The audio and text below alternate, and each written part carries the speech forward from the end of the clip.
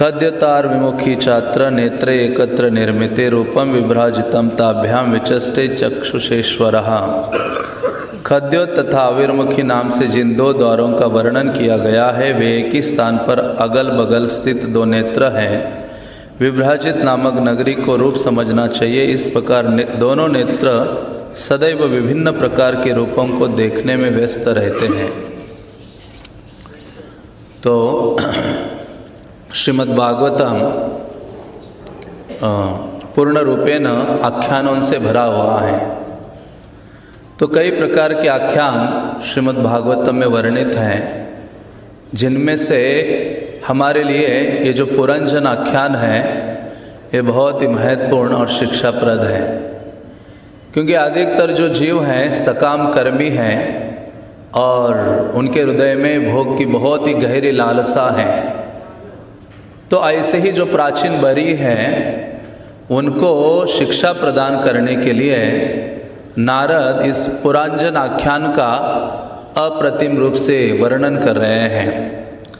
तो नारद और प्राचीन बरी के बीच का ये वार्तालाप है।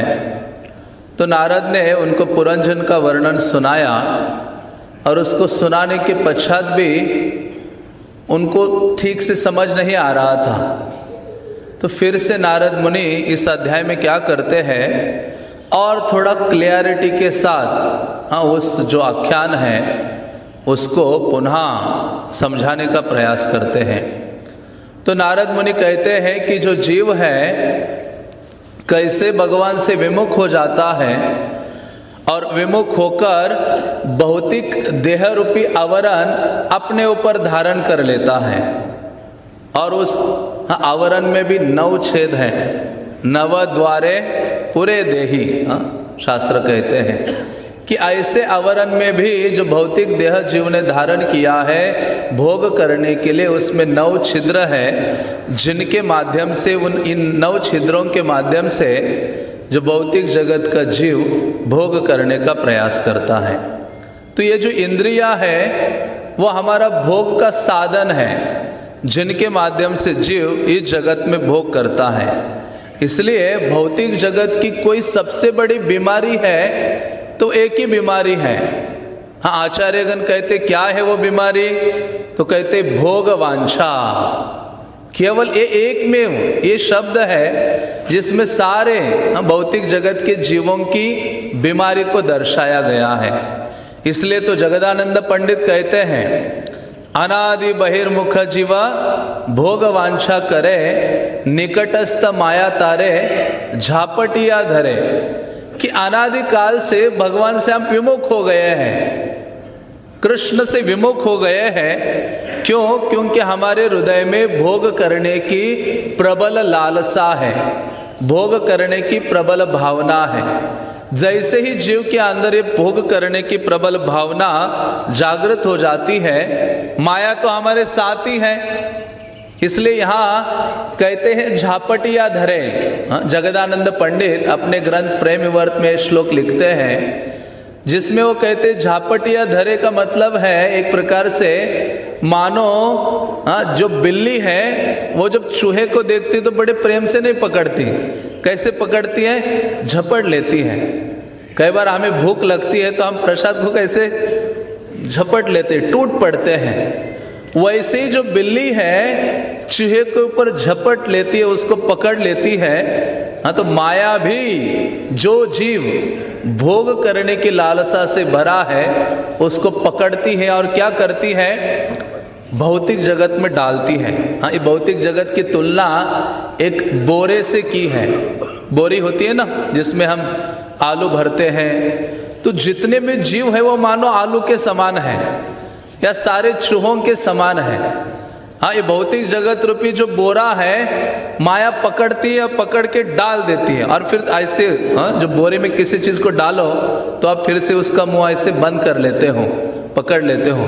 तो सारे जीवों को डालते जा रही है, डालते जा रही है, और फिर जीव अंदर क्या कर रहे हैं? मन षष्ठानि इंद्रियानि प्रकृतिस्थानि कर्षति।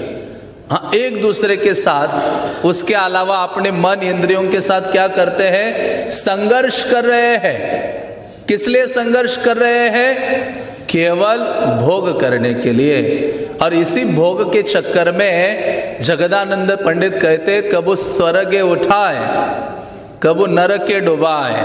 कभी ये जीव स्वर्ग में जाता है, कभी नरक में डूबता है। जिस प्रकार से राजा जब किसी कैदी को दंडित करता है तो उसको जल में नौका में ले जाता है, नौका में ले जाकर उसका बाल पकड़ के उसको पानी में डुबा देता है कुछ समय के लिए, थोड़े समय के लिए बाहर निकालता है, वो सांस लेता है और वो सोचता है कि यही आनंद है। प्रभुपाद कहते थे, मानो कोई व्यक्ति है और उसके ऊपर लगातार 23 घंटे जूते मारते रहो, ठक ठक ठक ठक, और 1 घंटे के लिए उसको छुट्टी दे दो, वो कहेगा यही जीवन का परमोच्च आनंद है। हमारी स्थिति बिल्कुल वैसी है। माया इतने जूते मार रही है, इतने थप्पड़ मार रही है, थोड़ा सा हमें कुछ क्षण के लिए मुक्त करती है, हम अपने आप को राजा समझ बैठते हैं। तो ऐसी जो स्थिति है, ये माया क्या करती है, झापटिया धरे, झपट लेती है हमें और इस संसार में भेज देती है। तो इसलिए जो इंद्रियां है इसको काल सर्प पटली कहा जाता है, क्योंकि इंद्रियों का स्वभाव क्या है, वो कभी वश में नहीं रहना चाहती। जैसे सांप है वो किसी के वश में नहीं रहना चाहता, उसी प्रकार से ये जो प्रबल इंद्रियां है वो किसी की गुलामी नहीं चाहती। तो इसलिए शास्त्र कहते हैं, जो व्यक्ति इनको भोग करने का सोचता है, भोगना चाहता है, वो वास्तव में विष का पान कर रहा है। इसलिए नरोत्तम दास ठाकुर कहते हैं, संसार विषानले दीवानिशी हिया जुले, जुड़ाइते ना कैनु उपाय।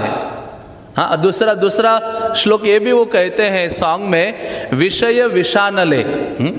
ये जो विष और विषय दोनों एक जैसे हैं। विष क्या करता है, बल्कि विषय ज्यादा खतरनाक है। विष पी लोगे तो एक जीवन आप छोड़ दोगे, मर जाओगे, ये शरीर त्याग कर सकते हो। लेकिन विषयों को भोगते रहने से क्या होगा, पुनरपि जननम पुनरपि मरणम पुनरपि जननी जठरे शयनम। बारंबार हमें जन्म लेना होगा, बारंबार माता के गर्भ में जाना होगा। तो इसलिए विषयों को पीना या विषयों को भोगना वो अत्यंत खतरनाक है।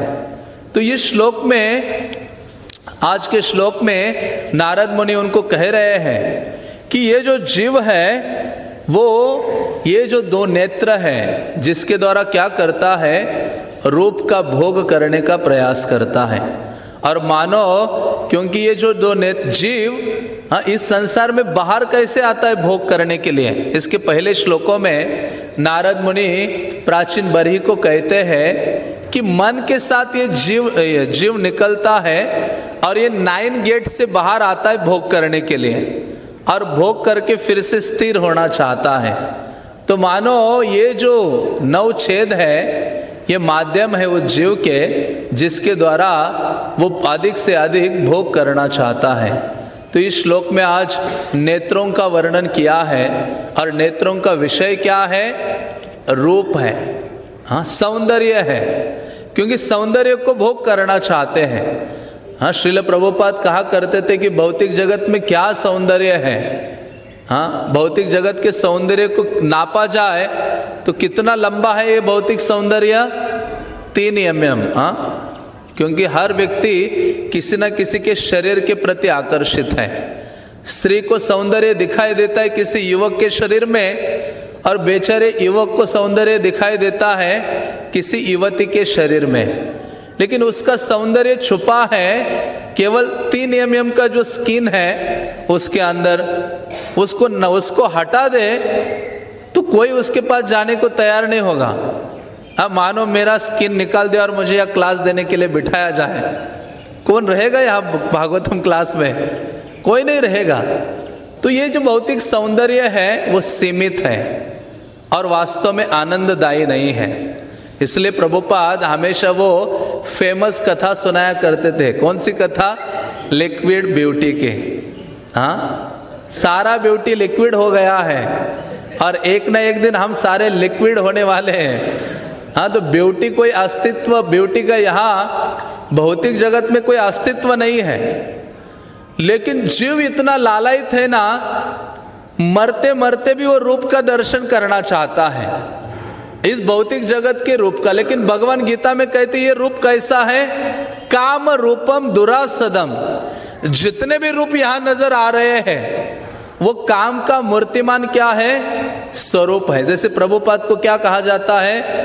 कृष्ण कृपा श्री मूर्ति। जब कृपा कृष्ण की मूर्ति धारण करती है तो वो प्रभुपाद है। तो उसी प्रकार से काम जब अपना मूर्ति धारण करता है तो ये भौतिक जगत का सौंदर्य है, जिसके प्रति हम अत्यधिक रूप से आकृष्ट होते हैं।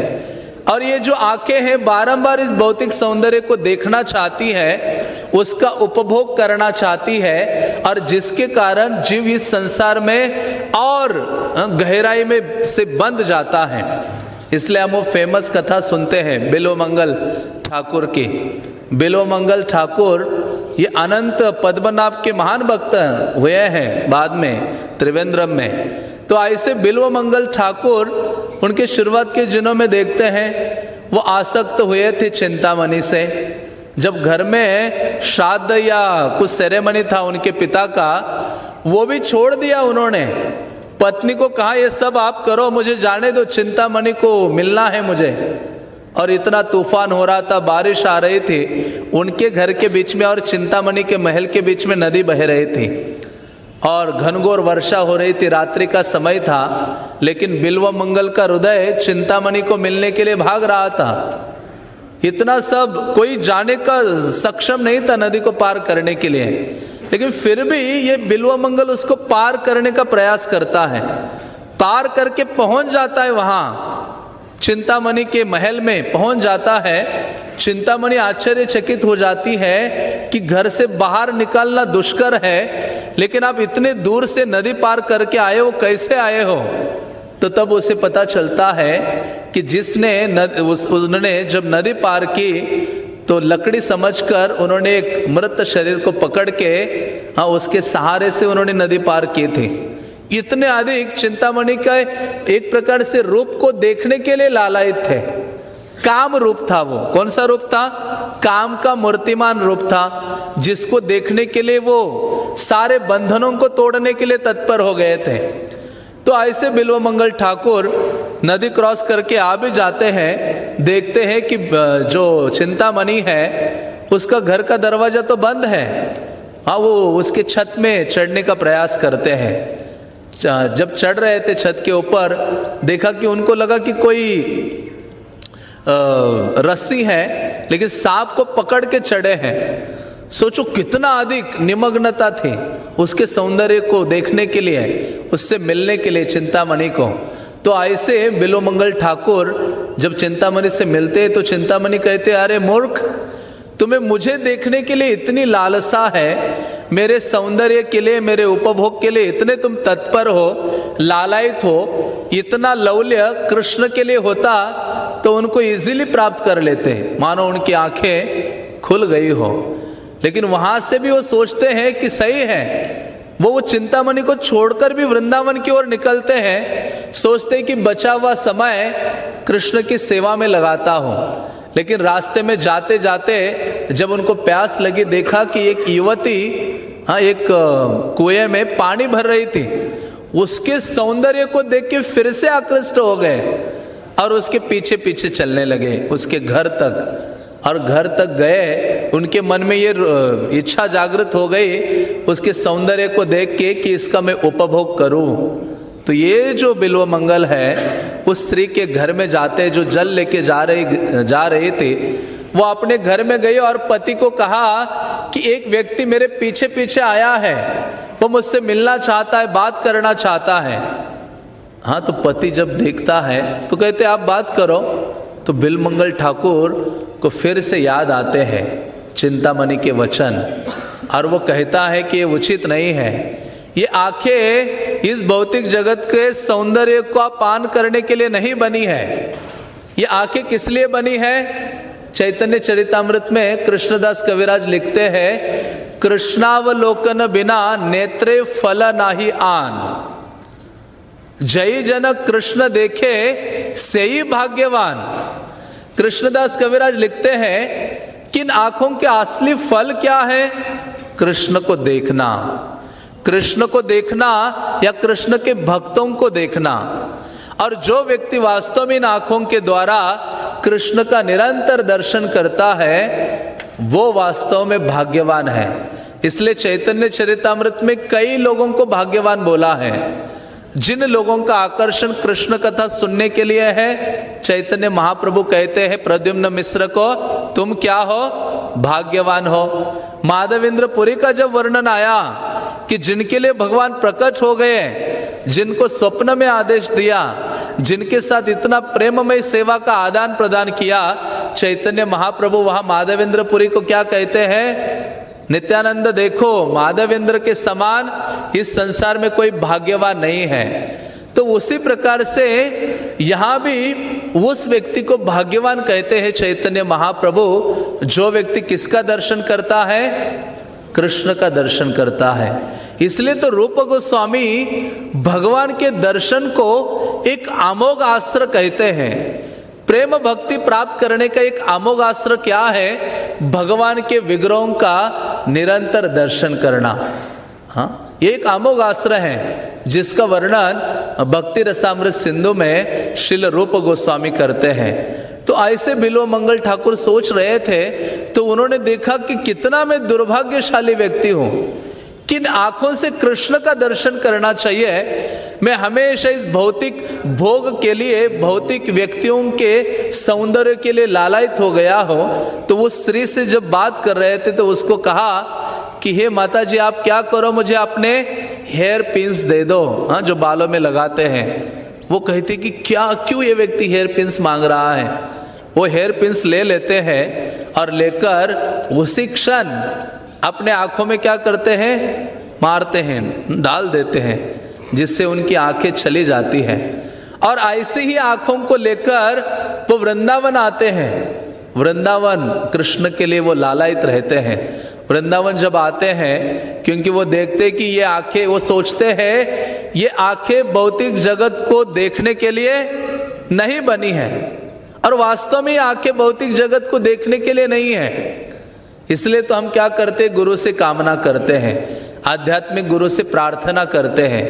ओम अज्ञान तिमिरांधस्य ज्ञानांजन शलाकया चक्षुरुन्मीलितमेन तस्मै श्री गुरवे नमः। आध्यात्मिक गुरु से प्रार्थना करते हैं कि हे गुरुदेव, आप क्या कीजिए, मेरे आंखों को उन्मीलित कीजिए।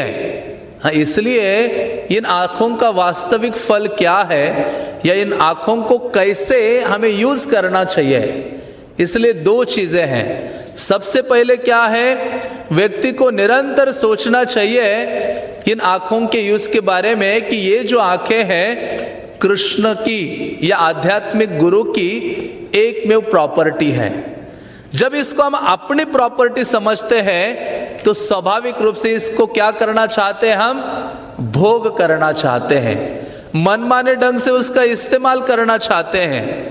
हाँ, लेकिन सबसे पहले जाने कि ये जो दो नेत्र है वो मेरी प्रॉपर्टी नहीं है, ये तो मेरे आध्यात्मिक गुरु की प्रॉपर्टी है।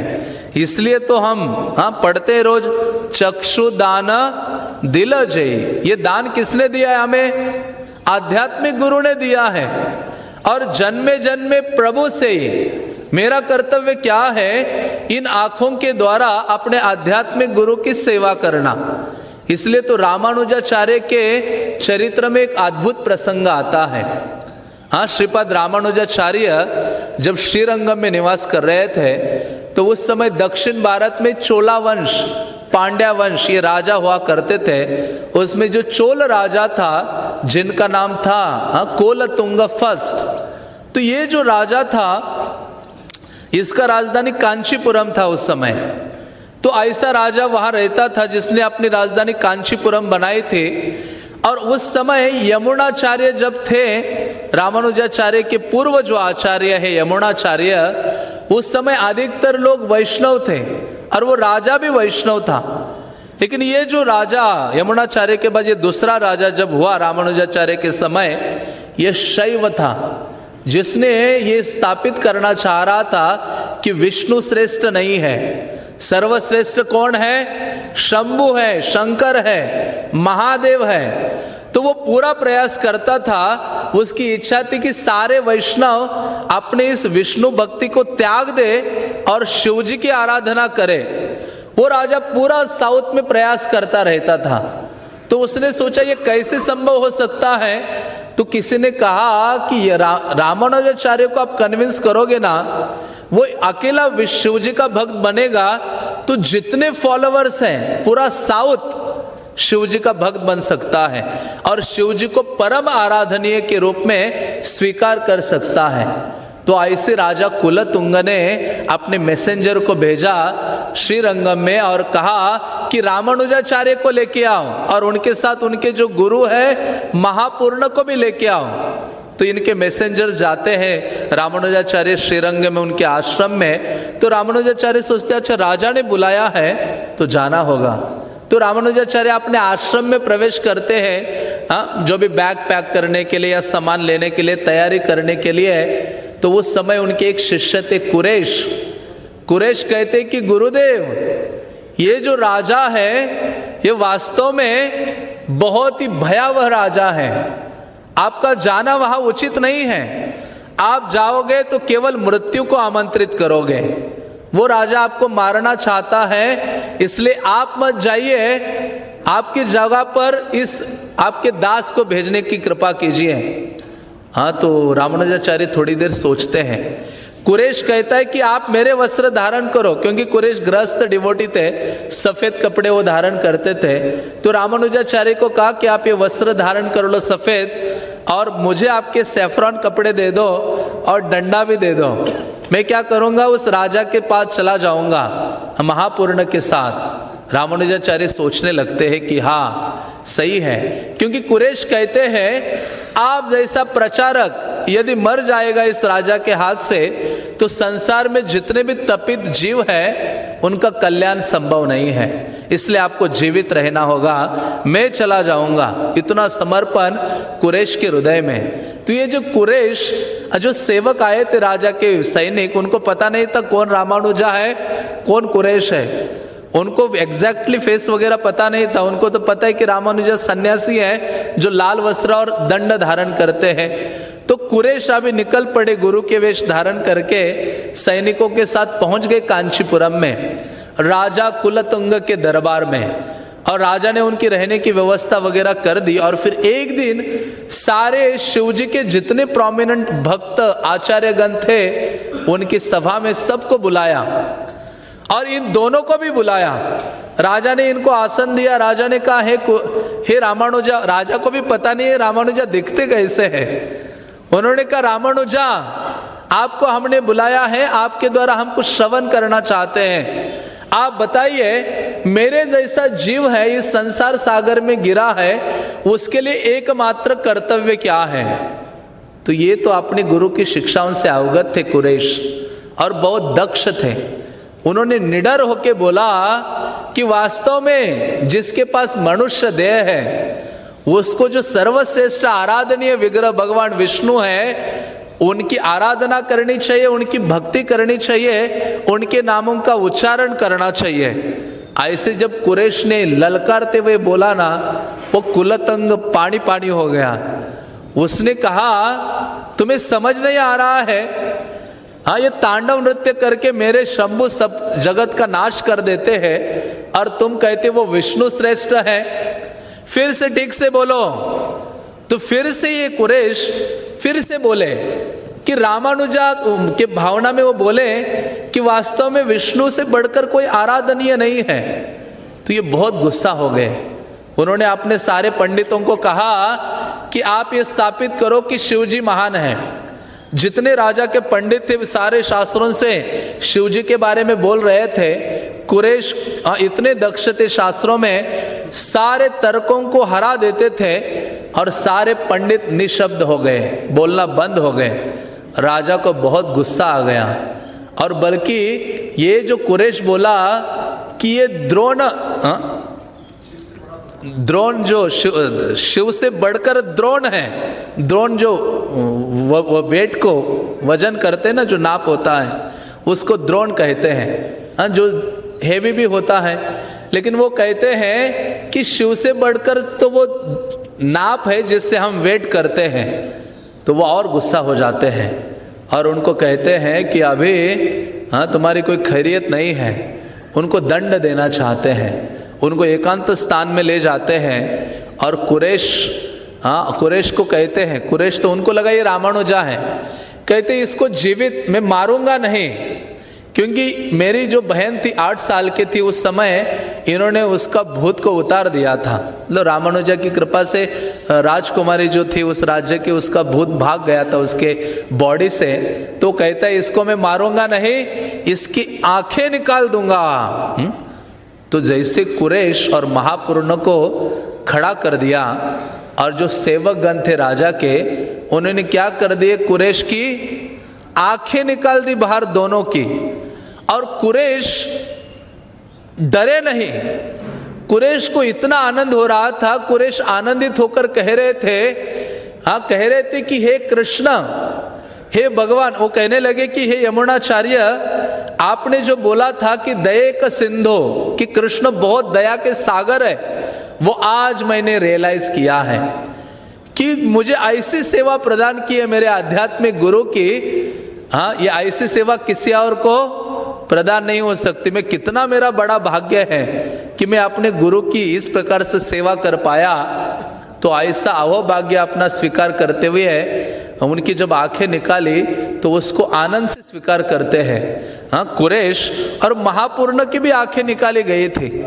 तो जब महापूर्ण की आंखें निकाली गई, वो बहुत ओल्ड हो गए थे, उनसे रहा नहीं गया। महापूर्ण कुरैश की गोद में लेटे और उन्होंने अपने गुरु यमुनाचार्य का स्मरण किया और कुरैश को कहा कि तुम श्रीरंगम चले जाना और वहाँ रामानुजाचार्य मिले तो उनके चरणों में मेरे करोड़ों करोड़ों दंडवत बोल देना। और ऐसे बोल के महापूर्ण जो रामानुजा के गुरु है, उन्होंने शरीर त्याग कर दिया। और ये जो कुरैश थे उनके अंदर कोई बदले की भावना नहीं थी। जैसे हरिदास ठाकुर को मारा तो मारने वालों के लिए वो प्रार्थना कर रहे थे, कुरैश भी प्रार्थना कर रहे थे जिन्होंने उनकी आंखें निकाली। कहते हैं मैं आपका ऋणी हूं, आपने मुझे ये सौभाग्य प्रदान किया है मेरे गुरु की सेवा करने के लिए। तो जिन लोगों ने आंखें निकाली थी सेवकों ने, वो हृदय द्रवित हो गया। उन्होंने वहां जो भिखारी थे उनको पैसे देके कहा कि इसको क्या कर दो, श्रीरंगम में पहुंचा दो। तो कुछ समय के बाद रामानुजा को पता चलता है कि मेरे शिष्य की तो आंखें निकाल दी। रामानुजा दुखी हो जाते हैं।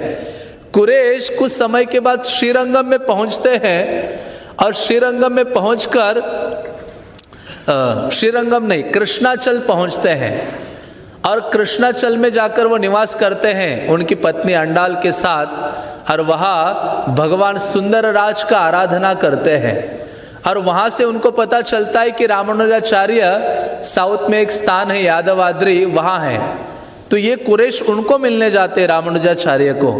और जैसे मिलने जाते तो रामानुजा देखते ही कि मेरे वो शिष्य आए हैं जिन्होंने मेरी सेवा के लिए अपनी आंखें निकलवा दी हैं, इतना बड़ा कष्ट उठाया है। तो रामानुजाचार्य उनका आलिंगन करते हैं। रामानुजा कहते हैं कि मैं आज वास्तव में पवित्र हो गया हूँ तुम्हारा आलिंगन करके। और उनको कहते हैं कि तुम क्या करो, कांचीपुरम में चले जाना जहाँ भगवान वरदराज हैं, और उनके पास जाओ और वो क्या करेंगे, तुम्हारी आंखें वापस प्रदान कर सकते हैं। ऐसे वो दयालु भगवान हैं। तो ऐसे कुरैश कांचीपुरम नामक स्थान में जाते हैं, जहाँ जाकर भगवान वरदराज की सेवा करते हैं। इतनी सेवा करते हैं कि भगवान वरदराज, उनका नाम ही वरदराज है, सारे वरों को देने के लिए तत्पर है। आज भी आप कांचीपुरम में जाते हो जहाँ वरदराज के विग्रह हैं, तो उन्होंने ऐसे हाथ किया हुआ है और उनके हाथ में एक शब्द लिखा हुआ है, माँ शुच। क्या लिखा हुआ है? माँ शुच, डरो मत। तो भगवान कहते मैं हूँ। गीता का वो जो श्लोक का आखिरी शब्द है वो उसके ऊपर दर्शाया है। तो ऐसे भगवान वरदराज ने देखा कि गुरु के लिए इतना कष्ट उठाया है और इसके अलावा मेरी निरंतर पूरे दिन स्तुति करता है, सेवा करता है, तो वरदराज कहते कि बताओ क्या चाहते हो तुम। प्रकट हो गए वरदराज। ये कहते मैं क्या चाहता हूं, वो कहते हैं कि उस व्यक्ति के ऊपर कृपा करो। एक व्यक्ति का नाम लेते जिसका नाम था चतुरग्राम। कहते जो आंखें निकाली गई ना, इसके पीछे एक ही व्यक्ति है, वो भी मेरा शिष्य है। क्योंकि कुरैश का एक शिष्य था जो राजा का मंत्री बना था, और राजा का मंत्री, राजा उनसे परामर्श करता था। वो उस मंत्री ने बोला कि ये रामानुजा को सरेंडर करवाओ, मार डालो या शिवजी का भक्त बनाओ तो सारा जगत शिवजी का भक्त बन सकता है। तो कहते हैं इसकी सबकी जड़ कौन है? मेरा ही शिष्य है चतुरग्राम जिसका नाम है। ये कुरैश कहता है भगवान को कि ये आंखें जाने के पीछे इसका हाथ है सबसे पहले। हे भगवान, सबसे ज्यादा कृपा उसके ऊपर कर दो।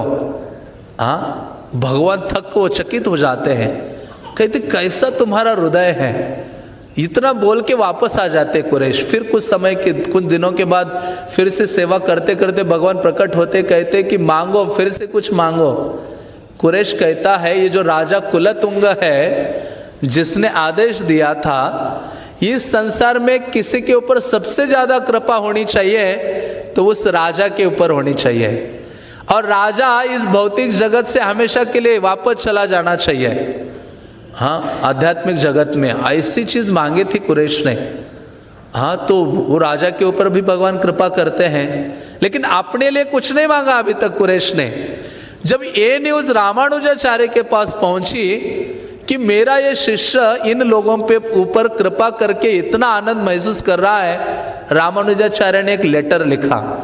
रामानुजा ने कहा तुम सेल्फिश हो, तुम बहुत स्वार्थी हो, कि ये जो कृपा करके जो आनंद तुमने प्राप्त किया है, अकेले अकेले उसका आस्वादन कर रहे हो, ये आनंद मेरे पास भी आना चाहिए। इसलिए रामानुजाचार्य ने कहा कि तुम बहुत स्वार्थी हो और तुम अपने आप को क्या समझते हो, क्योंकि ये जो तुम्हारी दो आंखें हैं वो मेरा प्रॉपर्टी है, मेरे रत्न है। अभी अगली बार ये वरदराज के पास कुछ मांगना है तो क्या मांगना है आपको? मेरी प्रॉपर्टी जो उन्होंने ली है आपसे, उसको क्या करना है? वापस देने के लिए कहो, क्योंकि तुम्हारे द्वारा मुझे क्या करनी है? बहुत सारी सेवाएं करनी है। तो ये सोचने लगे। फिर ये अपने लिए नहीं मांग रहे थे। कुरैश फिर भगवान के पास जाते हैं, और भगवान के पास जाकर, बल्कि चैतन्य चरितामृत में ऐसे ही आता है, सनातन गोस्वामी भी अपना देह क्या करना चाहते थे? रथ के नीचे त्यागना चाहते थे। महाप्रभु ने कहा अरे ये दूसरे का, पराये का धन है, तुम्हें किसने अधिकार दिया कि रथ के नीचे अपना शरीर त्याग दो? तो इसलिए दीक्षा काले भक्त करे आत्मसमर्पण। जब दीक्षा के समय में आत्मसमर्पण करते हैं तो फिर वास्तव में ये शरीर पर हमारा अधिकार नहीं रहता। अधिकार किसका हो जाता है? आध्यात्मिक गुरु का हो जाता है। तो इसलिए जो नेत्र भी है ये गुरु की प्रॉपर्टी है, क्योंकि चक्षुदान दिलोजयी, उन्होंने हमें ये दिया है। तो ऐसे कुरैश भगवान से फिर प्रार्थना करते हैं कि हे भगवान, बल्कि उनको आनंद हो जाता है वो लेटर पढ़ के, कहते आज मैं भाग्य मेरा उदय हुआ कि आज रामानुजाचार्य ने मुझे अपना शरणागत शिष्य के रूप में स्वीकार किया है। तो ऐसे फिर भगवान के पास जाते हैं और उनसे कहते हैं कि हे कृष्ण, हे वरदराज, आप क्या कीजिए, कुछ दिन पूर्व जो मेरे आध्यात्मिक गुरु के 2 मूल्यवान रत्न थे जो आपने ले लिए थे, उनको क्या करो, आप मुझे वापस दो, क्योंकि उसको प्राप्त करके मेरे गुरु आनंदित हो जाएंगे। मैं आनंदित होना सेकेंडरी है, लेकिन किसको आनंद मिलेगा? मेरे आध्यात्मिक गुरु श्रीपद रामानुजाचार्य को। और ऐसे बोल के ही कुरैश मूर्छित हो जाते हैं। मूर्छित होके जैसे उठते ना, देखते उनकी आंखें क्या हो जाती है, फिर से वापस आ जाती है और भगवान को देखने लगते हैं। तो ऐसे कुरैश पूर्णतः चकित हो जाते हैं। तो वास्तव में ये जो नेत्रों का फल क्या है, कि कृष्ण का दर्शन है, जो गुरु ने हमें प्रदान की है।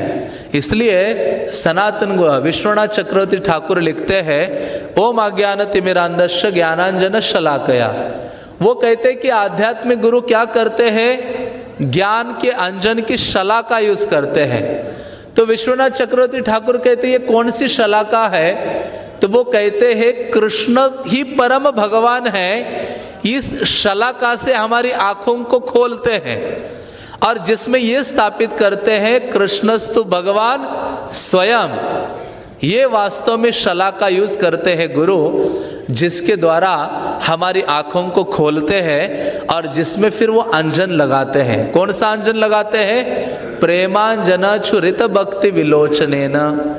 तो जो शिष्य जितना गुरु से शरणागत होगा, जितनी मात्रा में उनकी सेवा करेगा, उतनी मात्रा में ही शिष्य की आंखों में क्या होने लगता है? उस प्रेम का अंजन अपने आप लगने लगता है।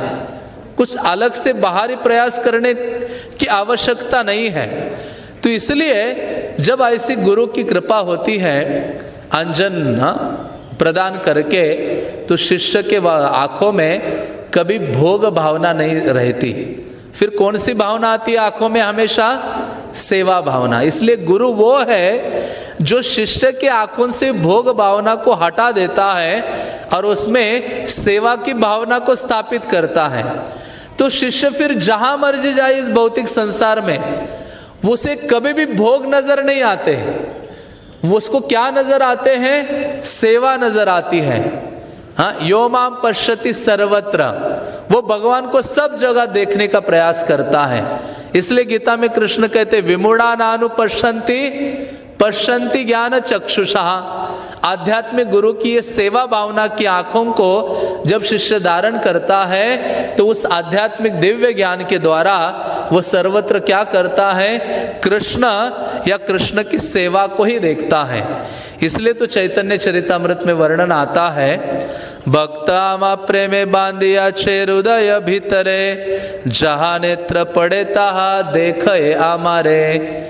कि फिर जब प्रेम के द्वारा भक्त भगवान को हृदय में बांध देता है और जहाँ जहाँ नेत्र उसके पड़ते हैं वहाँ कृष्ण को देख पाता है, या जहाँ जहाँ नेत्र पड़े तहा कृष्ण स्फुरे। चैतन्य चरितामृत में आदि लीला में दूसरा प्यार आता है राधा रानी के बारे में, जिनके बारे में कृष्णदास कविराज लिखते हैं, कृष्णमयी कृष्ण जार भीतरे बाहरे। राधा रानी का एक नाम कृष्णमयी है। क्यों कृष्णमयी है? क्योंकि कृष्ण उनके भीतर है और बाहर है। फिर दूसरे लाइन में कृष्णदास कविराज लिखते हैं, जहां जहां नेत्र पड़े तहा कृष्ण स्फुरे। जहां जहां राधा रानी देखती है वहां उनको कौन दिखाई देते हैं? कृष्ण दिखाई देते हैं। तो पहली चीज ये थी कि हमें हमेशा ये सोचना चाहिए कि ये जो आंखें हैं आध्यात्मिक गुरु की प्रॉपर्टी है और उनकी ही सेवा में लगनी चाहिए। और जब उनकी सेवा करते हैं तो उस आंखों में सेवा भावना रूपी अंजन लगता है, जिसके द्वारा व्यक्ति इस संसार में कभी भी भोग भावना को देख नहीं पाता। और इन आंखों की दूसरी सार्थकता क्या है? कृष्ण का दर्शन करना। इसलिए तो चैतन्य चरितामृत का वो प्यार मैंने कोट किया था, कृष्णावलोकन बिना नेत्रे फल नाही आन, जय जन कृष्ण देखे सही भाग्यवान। किन आंखों का एक में वो फल है कृष्ण को देखना। हाँ, और जो देखता है वही भाग्यवान है। इसलिए सनातन गोस्वामी हरिभक्ति विलास में भी लिखते हैं, अक्ष्णो फलम त्वादृश दर्शनम ही। कहते आंखों का फल क्या है? भगवान के भक्तों का दर्शन करना। हाँ, जिसके द्वारा व्यक्ति शुद्ध हो जाता है। श्रील प्रभुपाद कृष्ण के दर्शन के बारे में वो श्लोक हमेशा बोलते थे भक्ति रसामृत सिंधु का, स्मेराम भंगी त्रयी परिचिताम साची विस्तीर्ण दृष्टि। प्रभुपाद जब एक लॉस एंजलिस में प्रवचन दे रहे थे तो प्रभुपाद ने ये श्लोक बोला कि यदि आपका आकर्षण, आपका अटैचमेंट अपने रिश्तेदार, बंधु, सगे संबंधी, परिजनों से है तो आपको वृंदावन नहीं जाना चाहिए। और वृंदावन आप गलती से गए भी तो आपको कहाँ नहीं जाना चाहिए? केशी घाट नहीं जाना चाहिए। और केशी घाट आप गलती से गए भी तो वहां त्रिभंग ललित रूप में जो श्यामल वर्ण का बालक खड़ा है उसको कदापि नहीं देखना चाहिए। और उसको देखेगा तो क्या हो जाएगा? रूप गोस्वामी कहते हैं, सखे बंधु संज्ञा अस्ति रंग, मतलब जितने भी आपके अपने सखे संबंधी हैं उनके प्रति आपका आसक्ति नष्ट हो जाएगा और सारा आसक्ति कृष्ण में हो जाएगा। तो प्रभुपाद ने कहा ये श्लोक बहुत महत्वपूर्ण है। प्रभुपाद ने कहा ये श्लोक नोटिस बोर्ड में लगाना चाहिए। तो प्रभुपाद प्रवचन दे रहे थे तो कहा किसका हैंड राइटिंग सबसे अच्छा है? यमुना देवीदासी कहते मेरा हैंड राइटिंग अच्छा है। प्रभुपाद ने यमुना देवीदासी को सेवा दे, कहा ये श्लोक लिखो और नोटिस बोर्ड में लगाओ, और जितने भी भक्त हैं उनको ये श्लोक क्या हो जाना चाहिए? याद हो जाना चाहिए, क्योंकि इतना महत्वपूर्ण है कि कृष्ण का दर्शन करने मात्र से ही भौतिक आसक्ति विनष्ट हो जाती है। इसलिए चैतन्य महाप्रभु जगन्नाथपुरी में रहे तो चैतन्य महाप्रभु ने स्थापित किया, बल्कि चैतन्य महाप्रभु ने एक उत्सव हमें प्रदान किया। वो कौन सा उत्सव है? नेत्रोत्सव। भगवान जगन्नाथ जब स्नान करते हैं 15 दिन के लिए बीमार हो जाते हैं और रथ यात्रा के एक दिन पहले दर्शन देने के लिए अपने आसन में बैठ जाते रत्नासन पर, तो जिस दिन भगवान दर्शन देने के लिए तत्पर होते हैं और 15 दिन का गैप होता है तो चैतन्य महाप्रभु से रहा नहीं जाता। कृष्णदास कविराज कहते हैं कि चैतन्य महाप्रभु 15 दिन के बाद का जो दर्शन का पहला दिन आता है ब्रह्म मुहूर्त से पहले उठ जाते हैं और जितने उनके संगी उनको जल्दी उठा देते हैं। सबको लेके समंदर स्नान करके सबके हाथ पकड़ के दौड़ते हुए उनको लेके जाते, चलो चलो हाँ भगवान जगन्नाथ का दर्शन करने के लिए चलो। और बाकी दिनों में भगवान चैतन्य गरुड़ स्तंभ के पास खड़े होकर दर्शन करते थे, लेकिन जिस दिन ये नेत्रोत्सव होता है उस दिन सारे मर्यादाओं का उल्लंघन करते हैं। कृष्णदास कविराज लिखते हैं महाप्रभु सारे मर्यादा का उल्लंघन करके गर्भगृह में प्रवेश करते हैं और सुबह जाके खड़े होते वहां जगन्नाथ को एकटक देखते रहते हैं, और जैसे भोग लगने का समय होता है तब थोड़ा बाहर आते हैं, फिर से गर्भगृह में जाके खड़े हो जाते हैं, जगन्नाथ को निरंतर पीते रहते उनके जो सौंदर्य को। इसलिए कृष्णदास कविराज लगते हैं सखी हे कौन तप कैल गोपीगण। हाँ, उसमें वर्णन आता है कि हे सखी आपस में कहते इन गोपियों ने क्या तप किया है इतना अच्छा। वो कहती है कृष्ण रूपम सुमाधुरी पीबी पीबी नेत्र भरी। कहते गोपियां बड़ी अद्भुत हैं, कृष्ण के सौंदर्य को पी रही है, नेत्रों को भर भर के पी रही है। तो उसी प्रकार से चैतन्य महाप्रभु उस दिन जगन्नाथ का पूरे सुबह से लेके जब तक शयन नहीं होता तब तक पूरे दिन उनका दर्शन करते रहते हैं नेत्रोत्सव के दिन। और महाप्रभु ये दर्शाते हैं कि वास्तव में नेत्रों के लिए उत्सव यही है कृष्ण का और कृष्ण के भक्तों का क्या करना? अधिक से अधिक दर्शन करना। इसलिए चैतन्य महाप्रभु जगन्नाथ दर्शन की लालसा के लिए एक श्री के चरणों की रज लेने के लिए तत्पर होते हैं। हम सुनते हैं ना वो पास टाइम चैतन्य चरितामृत में। चैतन्य चरितामृत में वर्णन आता है कि चैतन्य महाप्रभु जब दर्शन करने के लिए जगन्नाथ का पहुंच गए जगन्नाथ मंदिर में, तो उस समय चैतन्य महाप्रभु गरुड़ स्तंभ के पास खड़े थे और गरुड़ स्तंभ के पास खड़े होकर चैतन्य महाप्रभु जगन्नाथ को देख ही रहे थे तो एक ओडिशा की बूढ़ी स्त्री वहां आ गई और उसके सामने बहुत सारे लोग खड़े थे। उसको जगन्नाथ जी ठीक से दिखाई नहीं दे रहे थे।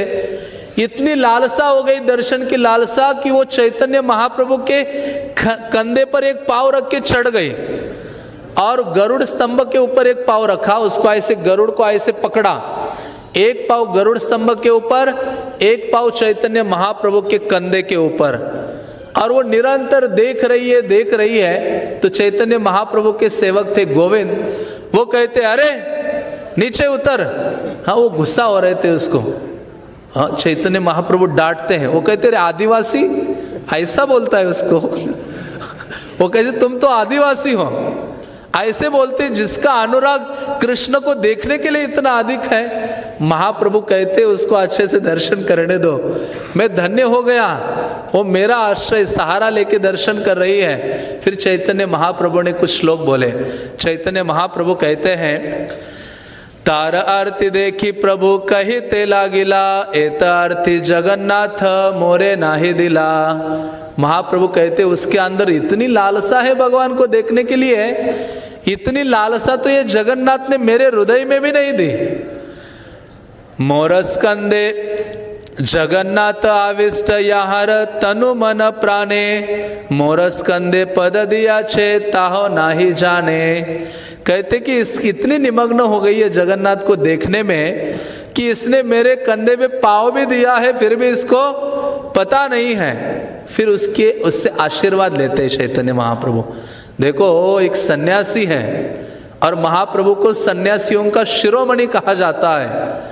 वो भगवान को देखने के लिए उसके चरणों की कामना करते हैं। वो कहते हैं अहो भाग्यवती यही वंदी यहार पाय, यहार प्रसादे आय छे आरती अमार वाहाय। कहते ये कितनी भाग्यवती स्त्री है, हाँ, जिसके चरणों की मैं वंदना करता हूं। ये यहार प्रसादे, ये स्त्री मेरे ऊपर कृपा करेगी तभी मेरे हृदय में क्या हो जाएगा, थोड़ा सा भगवान जगन्नाथ को देखने की ये जो लालसा है वो प्रकट हो जाएगी। तो चैतन्य महाप्रभु ये सिखाते हैं कि ऐसी उत्सुकता, ऐसी दर्शन लालसा हाँ हमारे हृदय में होनी चाहिए भगवान को देखने के लिए। यदि ऐसी लालसा नहीं है तो शुकदेव गोस्वामी कहते हैं ये जो आंखें हैं ये तो आंखें वैसी हैं जैसे मोर पंख में भी आंख होती है लेकिन उसको दिखाई नहीं देता, यूजलेस आंखें हैं। हाँ, तो हमारी भी आंखें वैसे ही हो जाएगी हाँ, यदि जिनके द्वारा हम कृष्ण या उनके भक्तों का दर्शन नहीं कर पाते। इसलिए तो प्रार्थना करते चैतन्य महाप्रभु, हाँ, जगन्नाथ स्वामी नयन पथगामी, नयन पथगामी भवत में। तो हे जगन्नाथ स्वामी, आप मेरे नयनों के पथ से क्या करो, मेरे हृदय में प्रवेश कीजिए। तो इसलिए हाँ, इवन महान महान आचार्यगण यही प्रार्थना करते हैं हाँ कि भगवान का दर्शन करते करते इस देह को त्याग करें। हाँ, हम सुनते हैं हरिदास ठाकुर के बारे में जिन्होंने यही कामना की थी कि मैं अपने आँखों से चैतन्य महाप्रभु आपके मुख कमल को देखूं और आपके चरण कमलों को छाती में धारण करूं और मुख से क्या बोलो, श्री कृष्ण चैतन्य। हाँ, तो ये तभी संभव है जब हम क्या करें, इन आँखों को समझे कि ये मेरे आध्यात्मिक गुरु की प्रॉपर्टी है और उनकी ही सेवा में इसको नियुक्त करने का प्रयास करें। तभी क्या होगा, इन आँखों में ये जो भोग भावना है वो नष्ट हो जाएगी और इसमें सेवा भावना इंस्टॉल हो जाएगी और तब हम वास्तव में इन आँखों का सदुपयोग कर सकते हैं और तभी हमारा जीवन धन्य हो सकता है। हरे कृष्णा कृष्णा कृष्णा हरे हरे, हरे राम राम राम हरे हरे। हरे कृष्णा।